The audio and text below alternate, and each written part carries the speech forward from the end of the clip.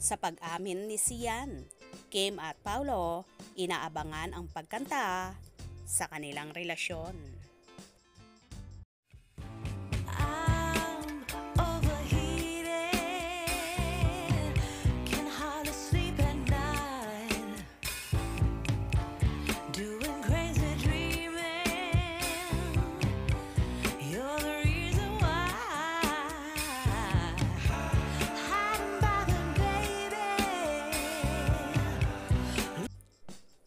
Tila nakatutok nga ang sambayan ng Pilipino kung aamin na nga ba ang napapabalitang nagkakamabutihan at magkasintahan na ang magkatambal sa mga seryeng Linlang at What's Wrong with Secretary Kim at mga kapamilya stars na sina Kim Chiu at Paolo Avellino.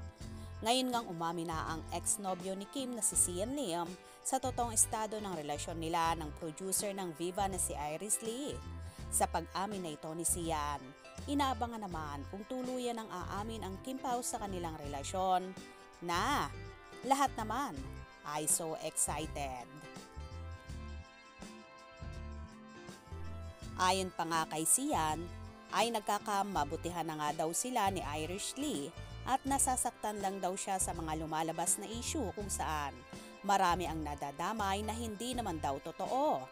Sa pagpapatuloy pa ng actor-director na mutual decision daw ang naging hiwalayan nila ni Kim at wala daw third party.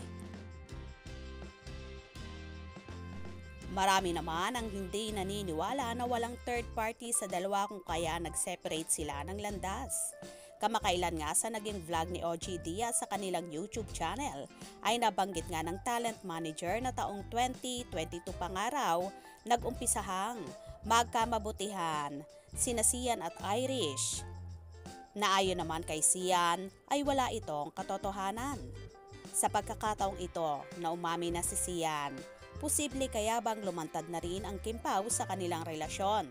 Lalo pa't wala nang dapat ikatakot at ipangamba ang dalawa dahil pareho naman silang single. Napabalita rin kasi na tuluyan nang naghiwalay sina Janine Gutierrez at Paolo Avellino sa kanilang naging relasyon na hindi naman umamin sa publiko sa real score ng kanilang relasyon. Well, gagalawin kaya ba ni Kim ang baso para isang bulat na rin sa madlang people ang namamagitan sa kanila nang nagpapasaya ngayon sa puso niya na si Paolo? Abangan natin yan dahil for sure, very soon ay lalantad din ang Chupao para maging legit na ang kanilang pagiging boyfriend, girlfriend. Excited ka na rin ba? Kaya naman tumutok at wag na wag pahuhuli sa mga maiinit na kaganapan. Anong inyong magiging reaksyon sa bidyong ito? Comment below.